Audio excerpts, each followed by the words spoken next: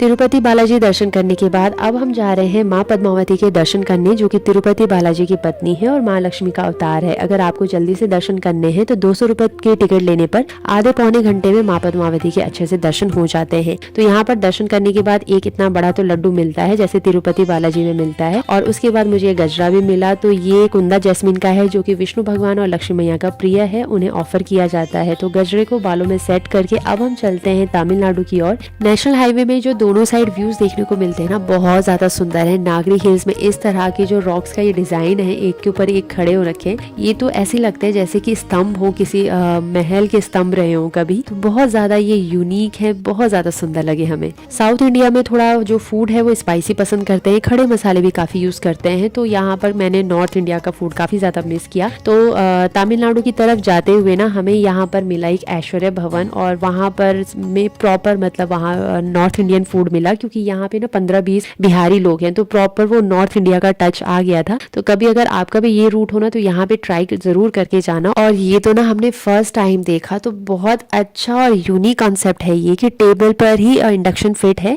खाना पानी कुछ भी है इसके ऊपर रखो, बटन ऑन करो और हो गया गर्म। तो नॉर्थ इंडिया में तो मुझे लगता है हर एक रेस्टोरेंट में होना ही चाहिए, आखिर नॉर्थ में इतनी ज़्यादा जो ठंड पड़ती है।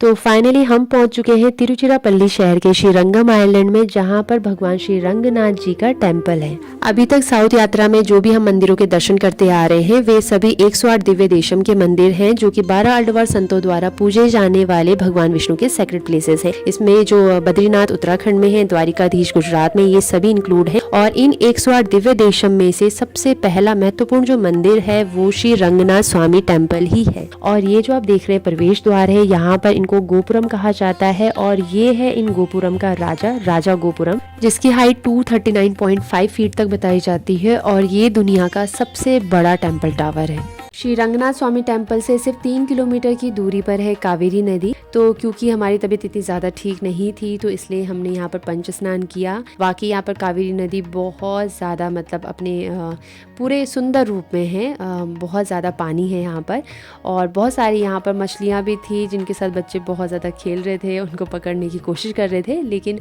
वो कहाँ पकड़ में आने वाली हैं। और फिर इसके बाद यहाँ पर कावेरी नदी में पंच स्नान करने के बाद दर्शन करके फिर हम वापस चल पड़े श्री रंगनाथ स्वामी टेम्पल की ओर। मंदिर दर्शन के लिए 3 बजे से लाइन लगनी शुरू होनी थी, तब दरवाजे खुलने थे। तो हमने सोचा तब तक क्यों ना मंदिर के आसपास शॉपिंग कर ले। तो यहाँ पर ना मतलब चाहे वो आंध्र प्रदेश हो चाहे वो तमिलनाडु हो, मुझे सबसे अच्छी चीज एक ये लगी कि यहाँ पर लोगों ने अपना जो कल्चर है ना उसे बिल्कुल सजो कर रखा हुआ है। कोई मॉडर्नाइजेशन नहीं है। जो चीजें नॉर्थ में आज से 20 साल 25 साल पहले छोड़ चुके हैं, यहाँ पर लोग अभी भी उसको यूज कर रहे हैं, और वो बहुत अच्छा लग रहा है देख के कि आज भी लोग इन चीजों की वैल्यू यहाँ पर समझते हैं। तो फाइनली मंदिर के प्रवेश द्वार खुले और हमें अंदर एंट्री करने को मिला। तो आज क्राउड काफी ज्यादा था। वैसे इन दिनों क्राउड काफी ज्यादा है, क्योंकि ये जो महीना है 16 दिसंबर से लेके 14 जनवरी तक इसे धनुर्मास कहा जाता है, जो कि भगवान श्री रंगनाथ को समर्पित है। और साथ ही वैकुंठ एकादशी से भी उत्सव शुरू रहता है, जिस समय जो डिवोटीज हैं उनको नॉर्थ के साइड से एंट्री की जाती है और भगवान के दर्शन करने को मिलते हैं। और ऐसा माना जाता है ऐसा करने पर उन्हें सीधे वैकुंठ की प्राप्ति होती है। थोड़ा सा ही हम आगे बढ़े थे तो क्राउड के मूवमेंट को रोक दिया गया। तो आगे दिखा हमें एक स्वर्ण अश्व जिस पर विराजमान थे श्री नम्मा पेरुमाल, जो कि यहाँ पर भगवान श्री रंगनाथ जी के उत्सव डीडी को कहा जाता है। तो स्थानीय नागरिकों ने हमें बताया कि जो ये पूरा ही धनुर्मास है उसमें हर रोज भगवान श्री रंगनाथ जी के अलग अलग रिचुअल्स होते हैं, और आज का जो रिचुअल है वो तिरुमंगे अल्डवार से रिलेटेड है। तिरुमंगे अल्डवार एक बहुत बड़े राजा थे जिन्होंने 1008 वैष्णवों को प्रतिदिन भोजन कराने के लिए अपना सारा जो धन संपत्ति थी खो दी थी। और एक दिन जब स्वयं श्री रंगनाथ स्वामी जी और लक्ष्मी आ रहे थे तो उनके जो गहने थे उन्हें भी चोरी करने के लिए तिरुमंगे अल्डवान ने उन पर हमला किया, और फिर श्री रंगनाथ स्वामी जी ने उन्हें दर्शन दिए, ज्ञान का आशीर्वाद दिया, उनकी जो वैष्णवों के लिए सेवा भक्ति थी उनके लिए बहुत उनको सराहा।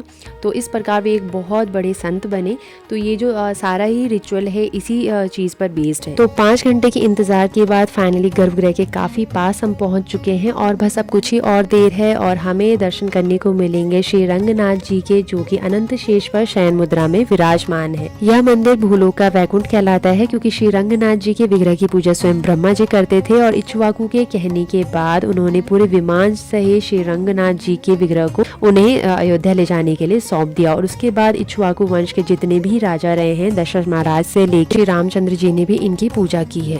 पौराणिक कथाओं के अनुसार जब भगवान श्री राम का लंका विजय के बाद राज्याभिषेक हुआ तो विभीषण के कहने पर लंका की सुरक्षा के लिए भगवान श्री राम ने उन्हें ये श्री रंगनाथ जी का विग्रह दिया और साथ ही ये भी कहा कि लंका पहुंचने से पहले उसे जमीन पर ना रखें, वरना वे उसे वापस नहीं उठा पाएंगे। क्योंकि देवताओं को विभीषण पर विश्वास नहीं था और वे नहीं चाहते थे कि श्री रंगनाथ जी लंका जाएं, इसलिए उन्होंने श्री गणेश जी से गडेरी के रूप में विभीषण के पास जाने का आग्रह किया। और जब विभीषण की संध्या उपासना का समय था, तब विभीषण ने इनके विग्रह को श्री गणेश के हाथ में सौंप दिया और उन्होंने इसे जमीन पर स्थापित कर दिया और तब से भगवान विराजमान है।